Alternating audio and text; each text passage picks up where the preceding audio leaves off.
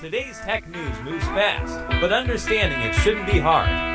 That's why Snarful Solutions Group brings you Connecting the Dots, where we break down what's happening in tech and why it matters to you. Now, let's dive in with your hosts. Welcome to Connecting the Dots, broadcasting live from Snarful Solutions Group, right here in Sacramento, California. I am Alex. And I'm Morgan. It is Wednesday, July 15th, 2026.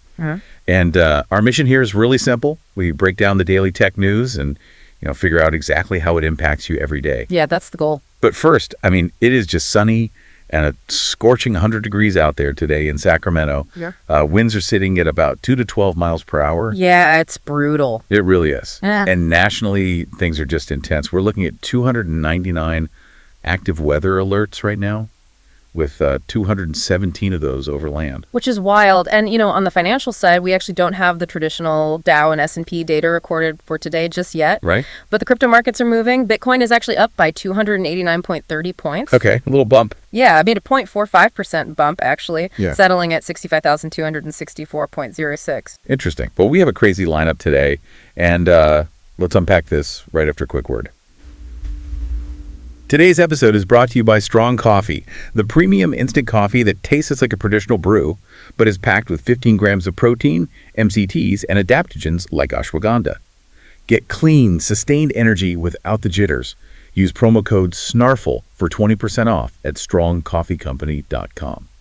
So we've got a lot to get through in this deep dive into the source material today. Where are we starting? Yeah, let's look closer at our first story, which honestly, it kind of feels like the starting gun for a totally new era of consumer tech. Oh, for sure. So OpenAI is reportedly building its very first hardware device, but it's not a phone. Right, definitely not a phone. It's a screen-free mobile smart speaker, but it actually has moving mechanical parts. Like internally, they're pitching this thing as a human-like AI companion. Yeah, it's basically the physical manifestation of GPT Live, which they just announced. Right. And what's fascinating here is just the sheer scale of the ambition, They aren't trying to just figure out the hardware on their own. They actually have former Apple designer Jony Ive spearheading the design. Oh, wow, really? Yeah. OpenAI basically acquired his design company, IO Products, for $6.5 billion just to make this vision happen. Okay, wait. I have to jump in and play devil's advocate here. Go for it. Because I'm struggling to see the appeal. Why would I want a moving sci-fi sidekick robot on my kitchen counter when I already have a super capable smartphone in my pocket? Yeah. We have screens everywhere. Isn't this just redundant? See, that's exactly the psychological barrier they're trying to break. Okay. Think about how you interact with your phone right now. It's totally reactive. Yeah, It shits in your pocket doing nothing until you pull it out and tell it what to do. Yeah, I guess that's true. OpenAI wants to shift us to anticipatory computing. So imagine this entity in your home that physically turns its head or moves towards you when you walk in. That's a little creepy, but okay. Mm-hmm. Right, but it processes your visual context. So it sees you in the kitchen, pulling out ingredients, and it just verbally suggests a recipe based on what it sees. No screens involved. So it's about removing the friction entirely. It's not just a voice in a tube anymore. It's actually watching and learning from your physical environment. Exactly. And they're slated to release this first one in 2027, but it's apparently just step one of a whole 5-device lineup. Wow. Yeah, they're betting $6.5 billion that the future isn't just looking down at a glass rectangle. But there is a massive legal roadblock here, right? Because Apple is not just sitting around watching their former star designer build a massive competitor. Oh, absolutely not. Apple is actually currently suing OpenAI. They're accusing them of stealing hardware trade secrets. And Apple's legal team is saying, this is just the tip of the iceberg. Yeah, and OpenAI is denying it, of course. They're claiming this screen-free robot is totally different from anything Apple makes. But that completely ignores Apple's own upcoming hardware, which puts them on a direct collision course. Apple is getting ready to launch the AirPods Ultra, which will literally have built-in cameras to act as eyes for Siri. Exactly. It's a battle over the form factor. Okay. OpenAI wants this ambient room device, and Apple wants you to just wear the AI in your ears. But either way, for you listening, whether you're a working professional or just managing a household, this means we're transitioning from AI as a software tool on a screen to an independent physical entity in our homes. Yeah, it fundamentally changes the dynamic. But, to power millions of these moving AI companions, you need an unimaginable amount of computing power. Right. And the physical footprint of that AI brain just hit a massive brick wall in New York. Yeah, this is where the physical reality catches up with the digital magic. So here's the news on that. New York Governor Kathy Hochul just enacted a first-in-the-nation one-year moratorium on new hyperscale data centers. Basically, anything requiring 50 megawatts of power or more is paused. And we really need to explain what 50 megawatts means, because it sounds like just, abstract utility jargon. Right. What does that actually look like? So 50 megawatts is enough to power roughly 50,000 homes. Oh my gosh. Or, in AI terms, it's enough to run about 20,000 to 30,000 modern GPUs. Okay, wait. I have to play the skeptic again. If AI is the undisputed future of tech, why is a major state hitting the brakes? Like, are they just afraid of it? Why does it need a whole city's worth of power? Well, it's the brutal physics of how AI works. A traditional Google search just pulls from a database, right? It's fast. Right. But AI relies on generative inference. You have thousands of processors making billions of calculations continuously. And that draws massive electrical current and creates extreme heat. So it's the cooling. Exactly. A ton of that 50 megawatts is just powering industrial liquid cooling systems so the servers don't literally melt. Which explains the utility rate hikes for local residents, right? Yep. But the executive order also mentioned air quality issues, which confused me. Like, don't data centers just plug into the wall? You'd think so, but the grid wasn't built for this boom. Upgrading a grid for 50 extra megawatts takes years. And tech companies don't want to wait. Exactly. So they're bringing in these massive portable diesel generators to power the servers in the meantime. Wait, they are running advanced artificial intelligence off diesel engines? Yep. Look at Elon Musk's Colossus 2.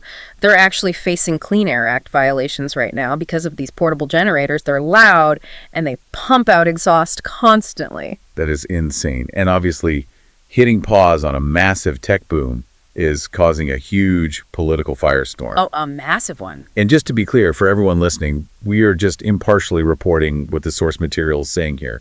We're not taking any sides. Right, we're just looking at the reactions. But the reactions are everywhere. You've got Democrat Senator John Fetterman breaking with his own party.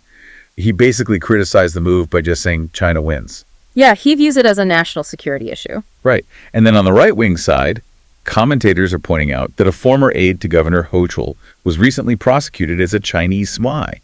So they're arguing that this anti-AI movement is just helping foreign adversaries. And then you throw Donald Trump into the mix. Oh, right.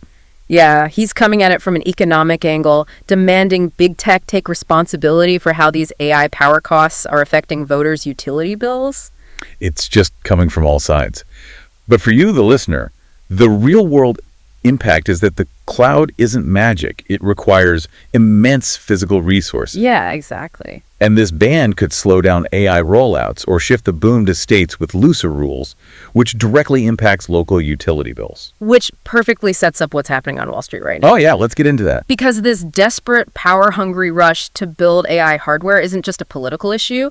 It is completely tearing apart corporate budgets. Yeah, and we just saw the collateral damage. IBM's historic crash. Yeah. So IBM's stock just plummeted 25.21%.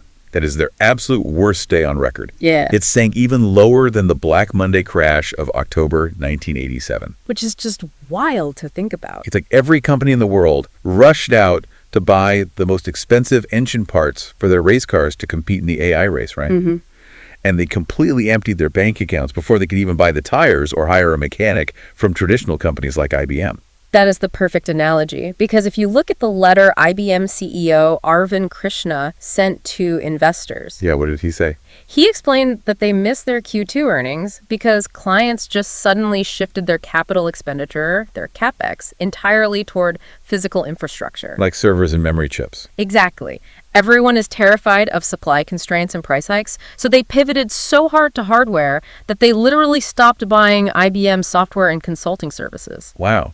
And I read they were also getting distracted by major cybersecurity concerns. Yeah, absolutely. That was a huge factor, too. So for working professionals listening, this is a massive warning signal. Corporate budgets are freezing standard tech spending just to panic buy AI infrastructure. It's altering the whole tech landscape overnight. It really is. Well, before we wrap up, a quick thanks to Old Glory, an iconic music and sports fan merch store, perfect for the techie in your life. Use promo code SNARFL for 15% off at oldglory.com. So when you look at all of this together, it's pretty wild. It is. I mean, we're witnessing the messy physical birth of the AI era.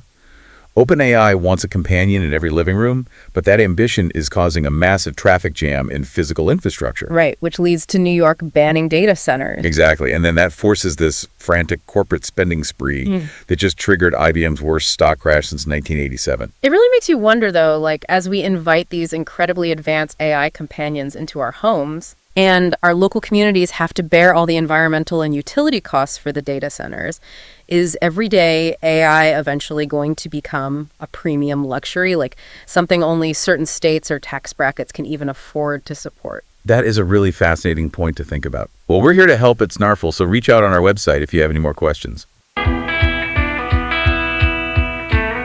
That's a wrap on today's top stories. Remember, tech doesn't have to be complicated, and we're here to help connect the dots. If you've got questions or want to learn more, visit us at snarful.com. Thanks for listening, and we'll catch you next time.